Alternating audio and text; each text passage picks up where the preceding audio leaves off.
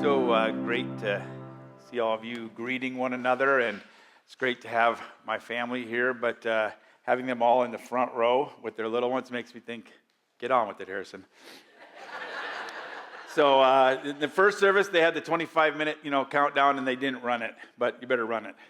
We don't want to lose any children on this last Sunday, or any parents.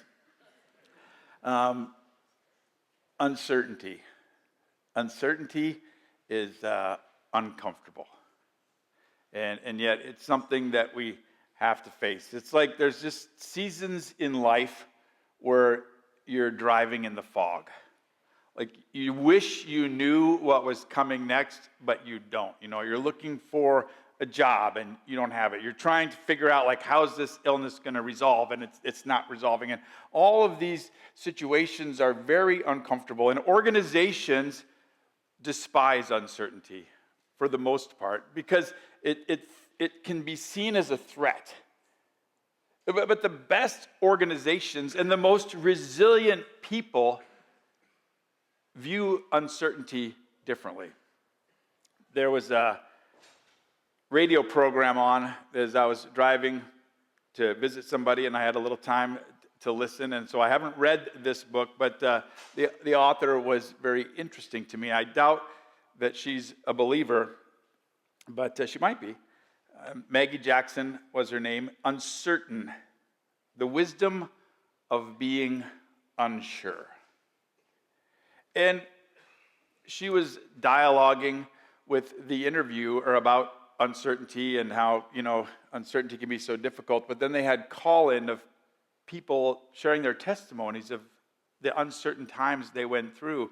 One person was somebody that migrated here to the United States, really nothing, not knowing where the future is going. And they were just saying how uncertainty, this season of uncertainty, shaped their life in such a powerfully positive way. And she said that is not unusual. Uncertainty has that potential. That there are things that happen in our brains that just start functioning differently, where we're in situations that we don't know what's going on and we're not sure where it's going. We start to think more alive. And the people, she said, that really benefit from these uncertain situations are the people that are thinking about the possibilities. And the people that fail to benefit from these uncertain situations are the people that are just caught up in fear, in dread of the uncertain. They don't see all of the benefits. Pam and I are coming to the end of a season of uncertainty. When, where, what, and things are falling into place for us now. You're going into a season of uncertainty as a congregation. When, where, who, all of those things. And it can be tense to wonder, how's this going to play out? And I just want you not to rush it, but to think about what might God want to do in our midst in this time. I can't wait till we get this pulpit filled. No, when the pulpit's not filled, when you don't know who it's going to be, as you're trying to work together to figure this out. The word I want you to focus on is to follow. Follow God in this time of uncertainty, and follow with the sense of expectation of what God can do in you and through you during this time.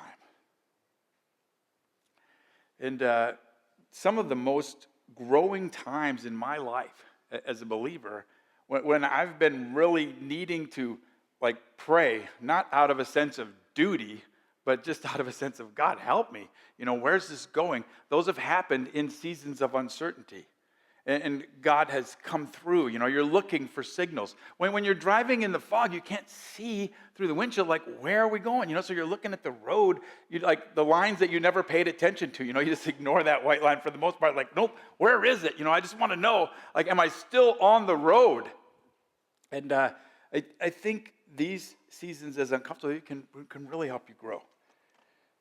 And so I'm going to be preaching from Deuteronomy chapter 1.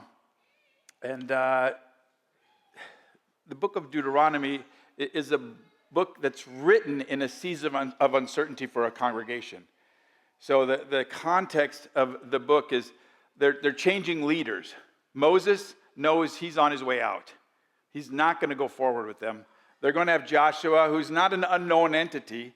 Like, he's been the lieutenant for quite a while, but he's never been in charge.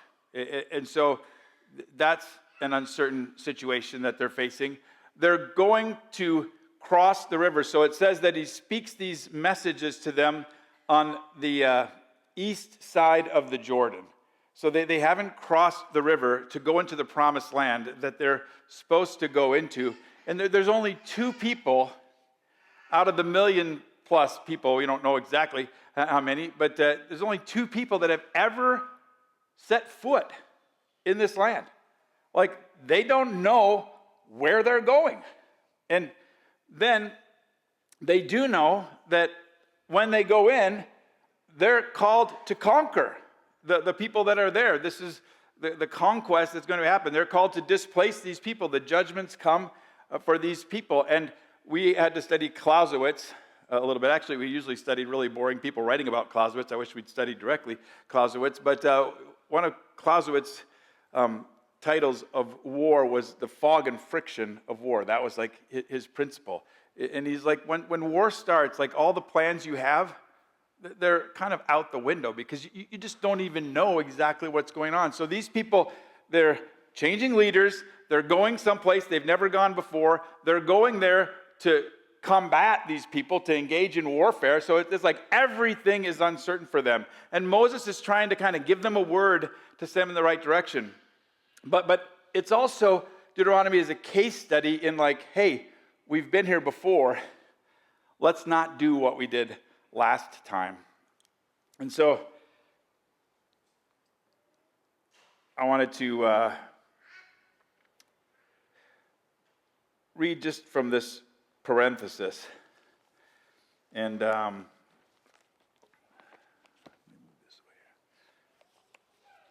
a little parenthesis in the beginning of Deuteronomy that I think is pretty important to understand the situation that they're in and to kind of keep us from getting there. Verse 2, and there would have been parentheses in the original Hebrew, but they're in here. It says, it takes 11 days to go from Horeb to Kadesh Barnea by the Mount Seir road. It's like, what's the point of inserting this in this narrative right at the beginning, that it takes 11 days to go from Mount Horeb, which is also called Mount Sinai, where they got the law, and then you can get to where they are now in 11 days. Well, the reason is because verse 3 says, in the 40th year, on the first day of the 11th month, Moses proclaimed to the Israelites all the Lord had commanded. So a journey that takes 11 days has taken them 40 years. Because the first time they came, they didn't go in. They refused to follow. And that just was devastating for them. And so we don't want to be those kinds of people when we're in uncertainty. We want to really lean in on following. It was 2004 in January that I preached this series on Deuteronomy. We were in the old sanctuary. We still had 2 services, traditional and contemporary. And I remember in the traditional service, I just got a little off script, and I actually did have a manuscript, so I was like, oh, wow, surprised. I was prepared that day. But I was looking back at it, but I didn't see this in the notes, but I remember being off to the side of the pulpit. It couldn't be too far because it wasn't that wide.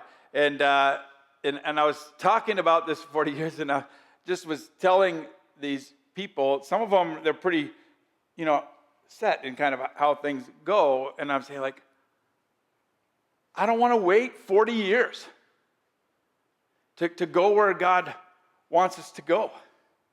And I was kind of like a little angry, and I remember this is my vision of it. It might not have been exactly this, but there's reactions you get from people as you're preaching. And one of the people that I imagine reaction from is Henry Rose, who has since passed on. But Henry Rose, one of the first people I met at Triennial in 2003. I was sitting by him and his wife, and they're like, why don't they do more traditional music, contemporary music. So that was my introduction to Henry. Great guy. But I just kind of imagine his eyebrows, which were significant. Who am I to talk?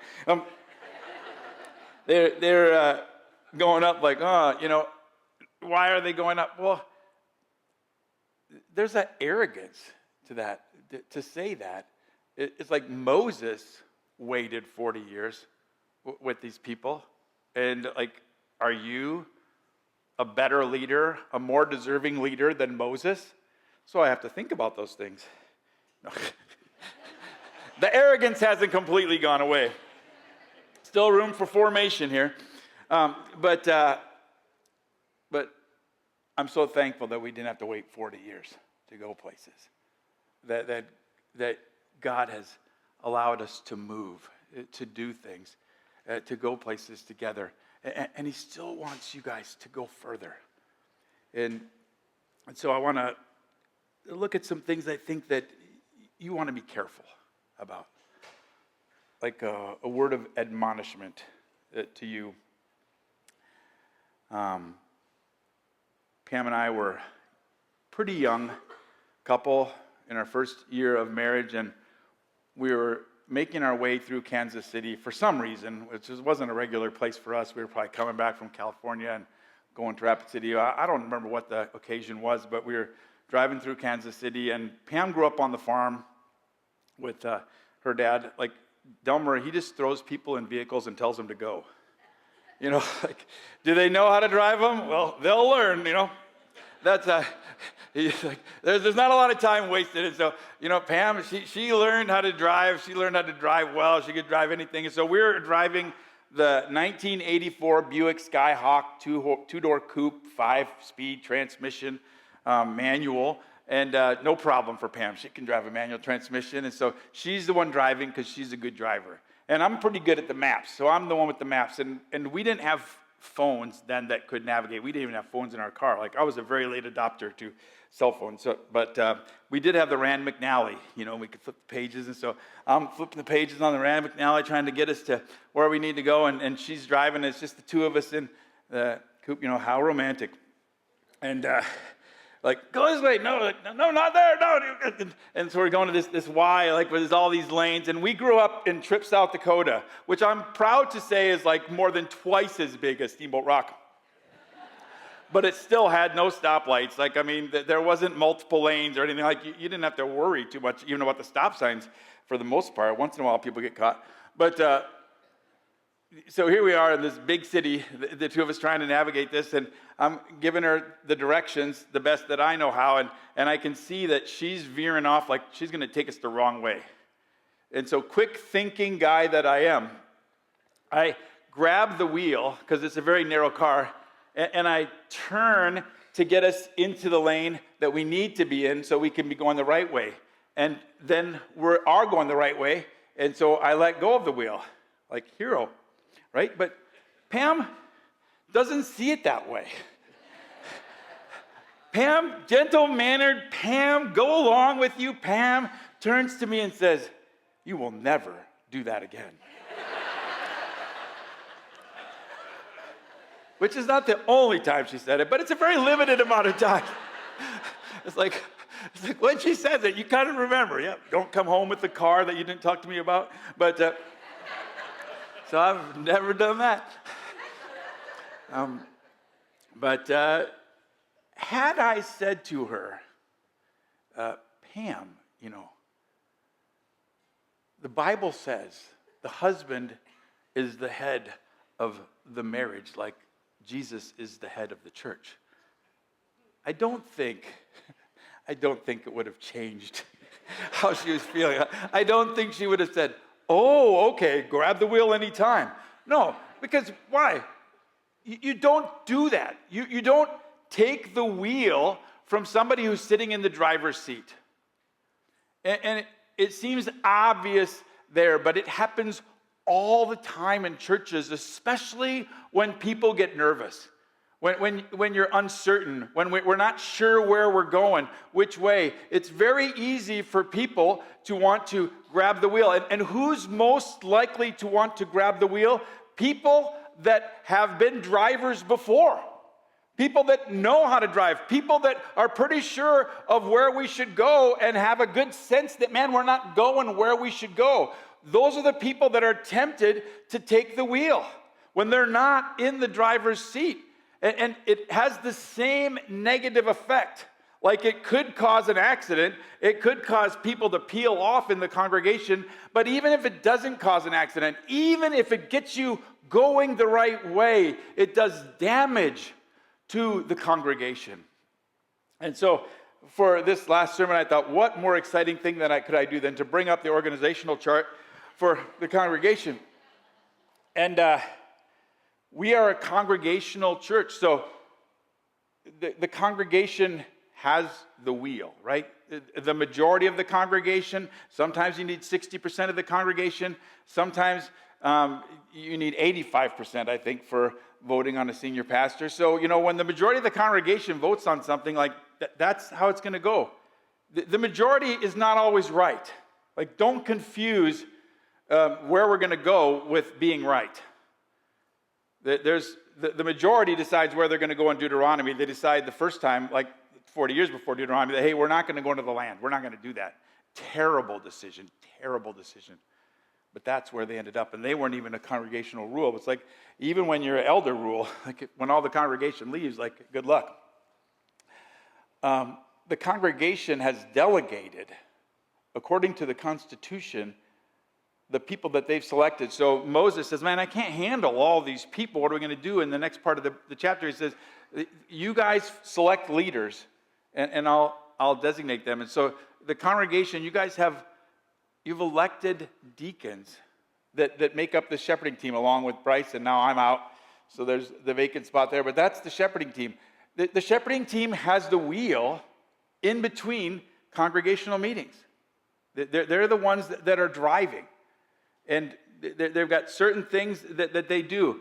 Now, can they use your input? They certainly can use your input. They need your input in this time of uncertainty. They've asked for your input. And I'd encourage you to give it to them. If you think we're going the wrong way, hey, let them know. But try to do it in a way that doesn't ruin the marriage, okay? Like, there's ways to say, hey, I wonder if we should be going a different direction. And so be careful about that. And then be careful when you get to the congregational meeting, if they're proposing a direction to go in a certain direction, that they're steering this way, you can wrench the wheel out of their hands as a congregation. You can do that. But just be careful to know, like, when is the time to do that? And I think, like, if somebody's hijacking your car, carjacking, like, that's not good. If they're going to drive away with your kids and wrench the wheel away. But if somebody in good intention is doing the best they can, then stick with them. And what I have seen, not just in this church, but in every church that I've been at, the people that are most tempted to do that from this seat, to kind of do that, are the people that have been sitting in the seat before. Like, you've been driving before. You've been in the shepherding team, and now you're not in the shepherding team, and you're like, man, what are we doing? And they're the ones that are going to be tempted to grab the wheel. Why is that? Well, it's because when you're in this seat, or these seats too, as far as that goes, these people have been delegated and trusted with important things. When you're in these seats, you're trying hard, and you know how hard you're trying to do the right thing. It doesn't always turn out the way you'd like. Things don't get fixed as quick as you like. Goals don't get achieved as fast as you like. Like, things don't always happen the way that you like, but you're trying hard, and you know you're trying hard. And so you measure your effectiveness by how hard you're trying. And then you get moved here, and you don't know how hard people are trying. You're just sitting there waiting in between congregations, and you're like, wow, what? We haven't got anything, like, we didn't see any results, like, this didn't happen, that didn't happen, and now you're measuring by outcomes, you're measuring by results. Now, the results might not have been very good when you were there either, but you didn't measure by results when you were there. You measure by trying, you're trying hard. And the people now might be trying just as hard as you were trying, but that doesn't matter, because where are the results? And so it's like, we got to take the wheel. be careful with that. And remember this, like, okay, I've tried to keep this in mind myself. There are strong voices in the congregation. There could be strong voices in the shepherding team. If they're going to be in the shepherding team, they should be strong voices in some way. But one strong voice in the shepherding team, even if it's the chairman of the deacon board, it does not tell me what to do. Like, I need to listen to them. I need to get their input. But I'm not under one person. I'm under, as a pastor, the shepherding team.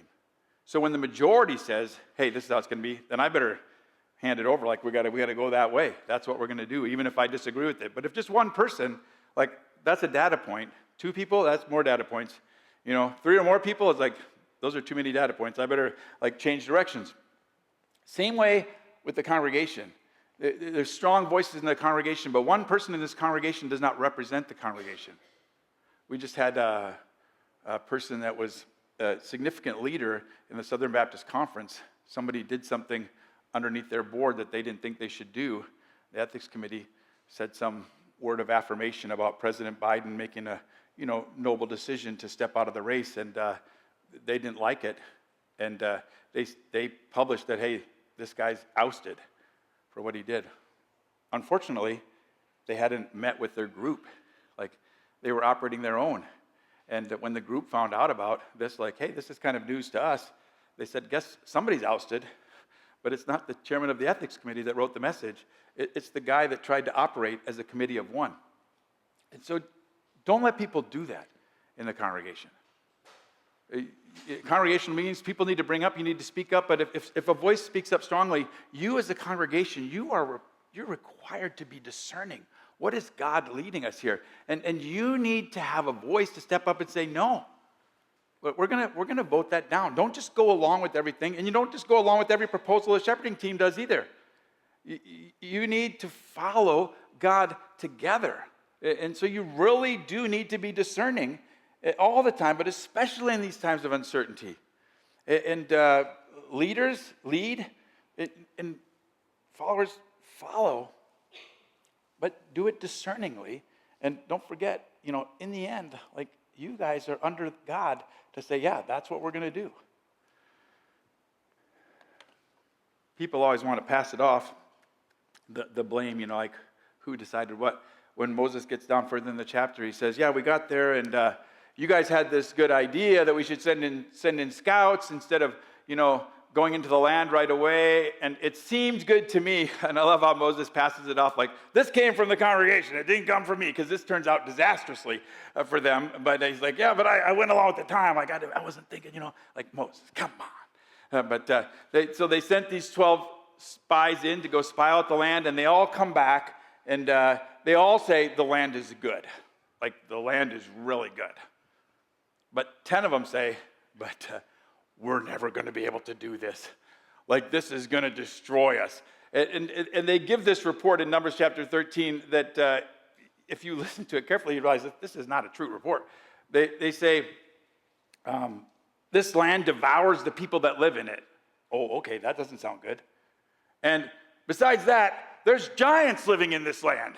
It's like, okay, yeah, that's going to be difficult, but these two don't seem to work together that well. Like, if it devours the people living in it, how did they get to be giants?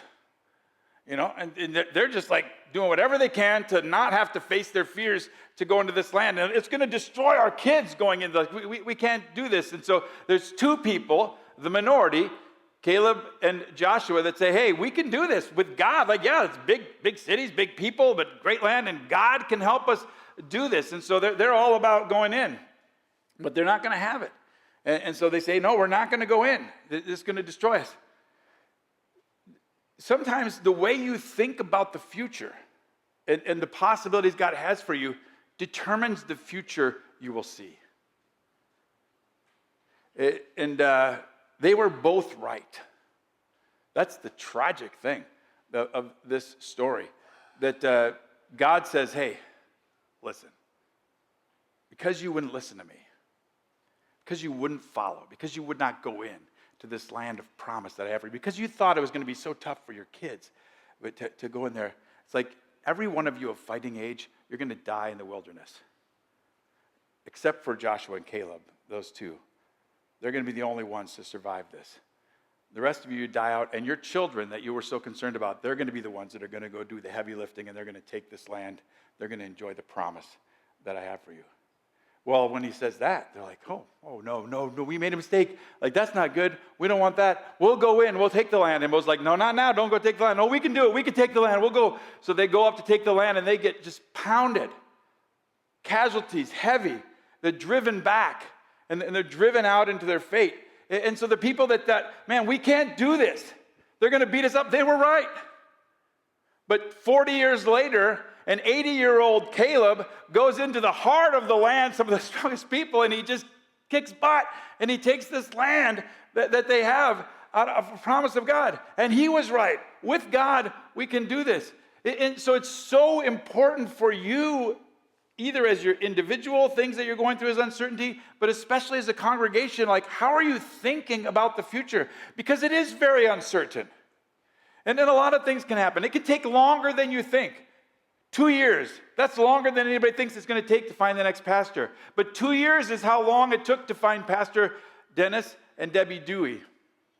And some of you that haven't been here very long, you wouldn't know, but when we came to Canada, Pam and I, we met with seniors, and they had this lunch for us, and they were starting to whisper around. Like, what are they whispering? They're whispering, they look like a young Dennis and Debbie Dewey. And that was not a bad thing. That helped us to get a job. Because everybody loved Pastor Dennis and Debbie Dewey. Pastor Dewey turned this church around. He brought all kinds of young people into this church. He got the nursery going again. It was a great tenure. And nobody at the end of Pastor Dewey's tenure would have said, wow, I wish we would have never had Pastor Dewey as our pastor. Nobody. But think about during the search when it's taking 2 years to find a pastor. How many people might be thinking, what are we doing? Like, why is this taking so long? Like, how come we're waiting so long? There might have been a lot of questions at that time, but Pastor Dewey came as a fresh graduate from seminary. If you don't wait 2 years, you don't get Pastor Dewey. That's the way uncertainty works. Like, what's God up to? We don't know what God is up to, but we have to trust that God is up to something good, and that's what I want you to hold on to. And you're not going across the Jordan, and you're not going to battle cities like that. But Jesus talked to his followers, and he had a little conversation about who do you people say that I am, and they gave their answers, and then who do you say that I am? And Peter pipes up with his answer, the most impetuous of the disciples. You're the Messiah, the Son of the living God. And Jesus replies to him, hey, flesh and blood didn't reveal this to you. God revealed this to you. And so I'm going to call you Peter. I'm going to call you rock. And on this rock, I will build my church. And the gates of hell will not prevail against it. You are going into a promise. You're going after a promise. You're an extension of what's been done. And as you go, you need to realize going forward that you are up against it. Like, the cities that you're going against, they're formidable. The gates of hell are not a small deal. And the demons, they're out to stop you. Like, you have beings that are giants, that are greater than you, that want to shut you down.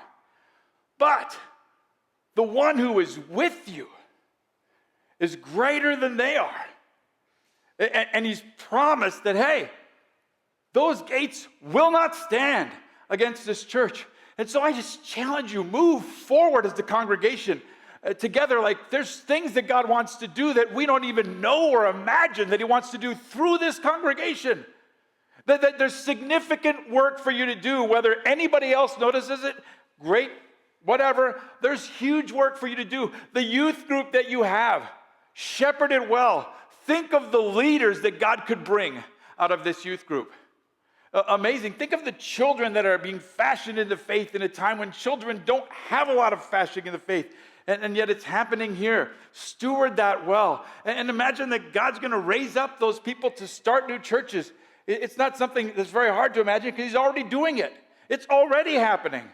They're going off to universities and they're getting connected and they're planting churches. Like, they're bringing in the kingdom in the United States. And you're a part of it. And I think you can plant churches. Like, you might say, no, that's not what we're going to do. Your next pastor might say, that's not what we're going to do. You're going to do something else. Great. But I think you could plant churches. I think you could be a church that sees multiple churches planted in Iowa that are really going after the kingdom. They don't have to be big churches. They don't have to be churches like this, but they could be discipling people and giving people a safe harbor in a really difficult time. They could be taking down the gates. You just have to stay certain in uncertainty that God is good and he's chasing you. You know, when you're facing uncertainty, you kind of want to lean into the familiar sometimes. David facing a giant, like he's never faced a giant before. He's like, I can't do it in this armor. I don't know this armor. I got my trusty slingshot, and I know how to use that. And he wrote this wonderful passage of Scripture that's familiar to most people. And it speaks to us about how to walk through uncertainty and where we're going. The Lord is my shepherd. I lack nothing. You might not have a pastor in the senior pastor's office, but you are not sheep without a shepherd. He makes me lie down in green pastures. He leads me beside quiet waters. He refreshes my soul. He guides me along the right paths for his name's sake. Even though I walk through the darkest valley, or some translations, through the valley of the shadow of death. Like, even though I'm in the midst of uncertainty and threat, I will fear no evil. Why? Because there's no evil to be feared? No. Because there's somebody with me that's greater than the evil. For you are with me. Your rod and your staff, they comfort me. You prepare a table before me in the presence of my enemies. You anoint my head with oil. My cup overflows. God has blessings that are just going to be abundant for us as we follow him. And he's getting everything set for us. Surely your goodness and love will follow me all the days of my life. That is the foundation for us as we follow through in uncertainty, that God is not abandoning us, that God's goodness and love will be with us. Even with those people that disobeyed and he sent them out of the wilderness, their shoes never wore out, they never ran out of food. God took care of them all those 40 years and he brought them back into what he had for them. Whatever happens, if it's not going the way it should, if mistakes are made, God's goodness is not in question. Surely your goodness and love will follow me all the days of my life. And I will dwell in the house of the Lord forever. Today's farewell celebrates God's goodness.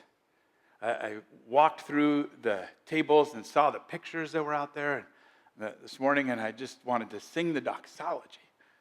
And I was starting, and then John opened the door. I'm not singing out in front of John. And it kind of almost made me want to tear up. I was like, nope, you can't cry today. This is the day to get through. But it's God's goodness. Today is a foretaste of a bigger, better banquet that's being prepared for us, where we will celebrate with God. We will all be faring well, better than we have ever fared. And there will be no more farewells again. Follow Jesus further together to overcome the enemy and celebrate the future he has for you. Amen.